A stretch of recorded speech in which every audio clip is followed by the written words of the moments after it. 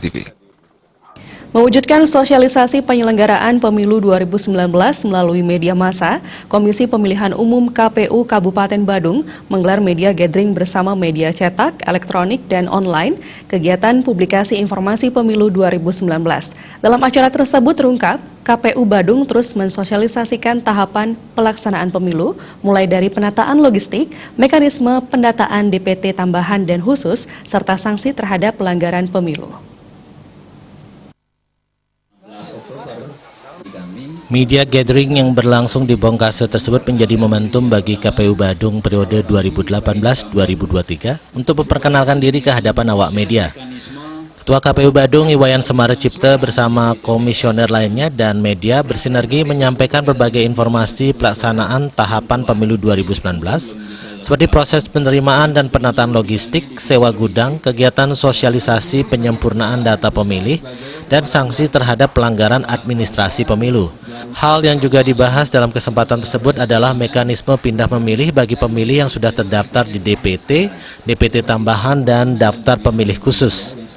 Bila pemilih ingin menggunakan hak pilihnya di TPS di daerah lain, pemilih harus mengurus surat pindah dan memilih form A5 untuk masuk ke dalam DPT tambahan. Pemilih DPT tambahan memiliki hak yang sama dengan pemilih DPT.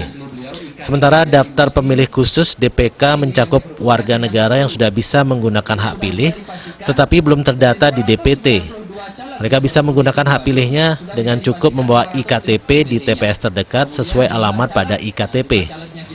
Hak pilihnya hanya bisa digunakan sebelum TPS ditutup, yakni pukul 12.00 hingga 13.00 WITA.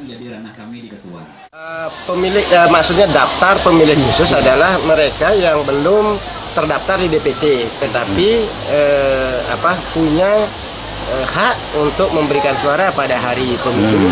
Itu antara lain mereka tercecer karena kemarin belum terekam KTP elektronik, atau karena memang posisinya kemarin itu misalnya masih aktif TNI Polri, lalu belum kemarin berusia 17 tahun atau belum kawin. Nah, saat ini kan sudah masuk ke usia itu dan belum terdaftar di DPT. Oleh karena itu kita buka ruangnya supaya mereka bisa segera mendaftarkan diri dalam daftar pemilih kita yang kita sebut daftar pemilih khusus. Kemudian untuk tambahan?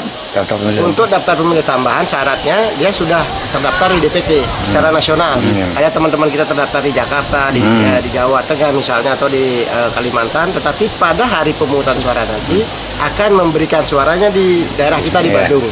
Nah, untuk bisa dia memberikan suara, dia harus terdaftar dalam DPTB namanya.